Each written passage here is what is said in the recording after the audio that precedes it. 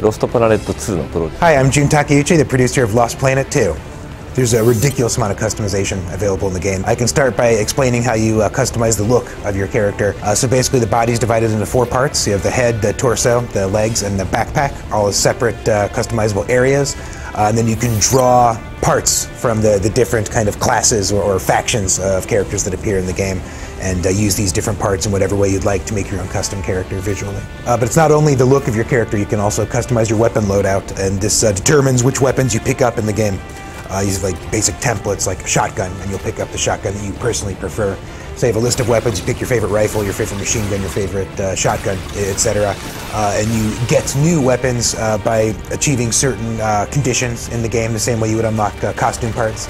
And it goes beyond that even. So after you customize the look of your character and your weapon loadout, then you decide what abilities to equip. This is something that the users have wanted in the series for a while. So basically you have dozens of abilities to choose from, and once again these are unlocked through gameplay. Some of which have very direct effects and just give you higher attack power, things like that. Some of which are a little more abstract and focus more on supporting your team in general. We have 2 slots, so you can equip 2 distinct abilities at any given time. And then it goes even beyond that. Now you can customize which gestures and which taunts that your character takes into the battlefield. And there's 100-something of these to choose from. You've got everything from kind of wacky, jokey ones like dancing and stuff like that, to more serious stuff that actually allows you to communicate pretty clearly with other players if you don't feel like chatting by voice that day, or if you have laryngitis or something, you can just use gestures. As far as the reasons for us taking this approach and going this route and deepening the game, basically it felt like an undiscovered country, so to speak. We noticed a lot of other companies weren't doing it, so it seemed like the right thing to do, that we would experiment with that.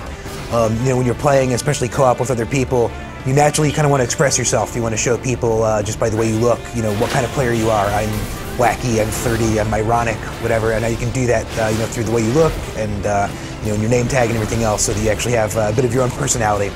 So we actually did the math to figure out exactly how many combinations there were, with all the given costume parts, weapons, name tags, taunts, abilities, everything.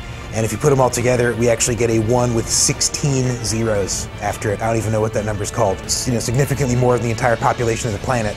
So you will quite literally have only your own character. The chances of someone else having the same one are almost infinitesimal. So when it came time to make all these things, not only was obviously making all these different customized parts very difficult and very time-consuming, the really hard part was managing all that data and keeping track of what was what and where it was in the system. That was probably the harder of the two. We'll most definitely be providing more and more of this sort of thing through DLC, more so than individual parts, because there's already so many in there that once again, do you really need more than the one with 16 zeros after it? Probably not, but what we could do, for instance, is more skins, more full costumes, something like you did with the Gears of War tie-in. We've got some Capcom characters in there already, and we could add a lot more along that vein, a full and complete skin as opposed to individual parts. Lost Planet 2 will be coming both to the PlayStation 3 and the Xbox 360. The release date is now May 11th. It's actually moved ahead a week, you may notice. It's coming out earlier than we'd expected, so please look forward to it.